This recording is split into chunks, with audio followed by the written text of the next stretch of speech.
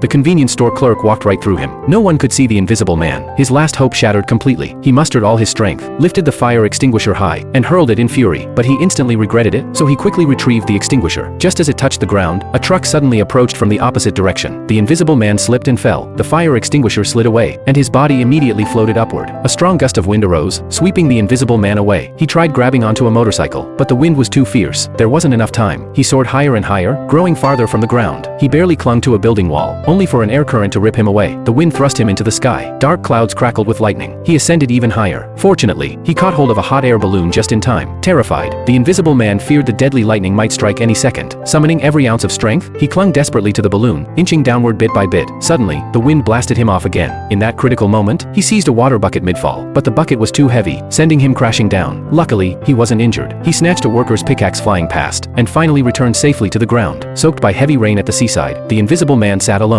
Only when raindrops pounded against his body could he feel his own existence. Just then, a dog noticed him and licked the rain off his face. A mix of shock and joy surged through him. He called out to a passerby, but got no response. Seeing the person ignore him, he sank into despair. Still, no one could see him. But then, the passerby suddenly answered. Overwhelmed with excitement, his stomach growled loudly. Noticing this, the passerby approached him, pulled out bread, and offered it. The invisible man stared in disbelief. The passerby told him, "Whatever you've been through, you shouldn't just sit here giving up."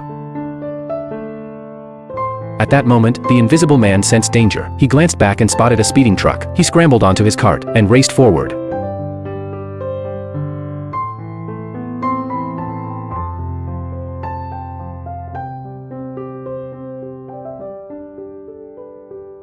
A baby carriage lay directly ahead. The truck was moving too fast. Braking was impossible, but the invisible man reached out and yanked the carriage to safety. As the truck roared past, he cradled the infant in his arms.